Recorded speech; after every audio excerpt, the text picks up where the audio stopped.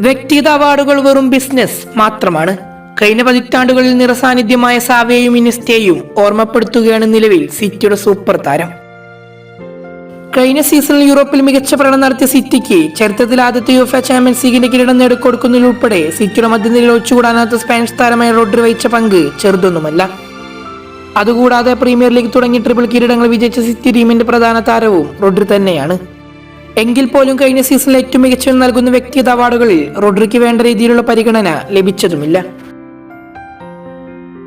എന്നാൽ മിഡ്ഫീൽഡർമാർക്ക് വേണ്ട രീതിയിലുള്ള പരിഗണന ലഭിക്കാത്ത സ്ഥലത്ത് വ്യക്തിഗത അവാർഡുകൾ പരിഗണിക്കാത്ത റോഡ്രി ഇന്നുള്ള താരങ്ങളിൽ നിന്നും വ്യത്യസ്തരാവുകയാണ്.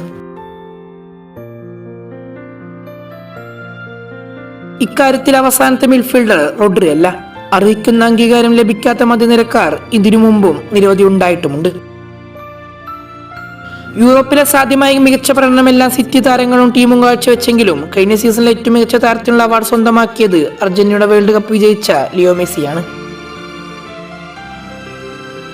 മുമ്പ് സ്പാനിഷ് മിഡ്ഫീൽഡർമാർക്ക് വേണ്ട രീതിയിലുള്ള പരിഗണന ലഭിച്ചിട്ടില്ല എന്ന് റോഡ്രി ഉദ്ദേശിച്ചത് സാവിയെയും ഇനിയസ്റ്റയുമാണ്. 2010 ബാർസലോണയ്ക്കൊപ്പം നിരവധി കിരീടങ്ങൾ സ്വന്തമാക്കിയ താരങ്ങളും സ്പാനിഷ് ടീമിനോടൊപ്പം ഫിഫ വേൾഡ് കപ്പ് കിരീടം മുത്തമിട്ടെങ്കിലും അന്ന് ഏറ്റവും മികച്ച താരമായി മെസ്സിയെയാണ് തിരഞ്ഞെടുത്തത്.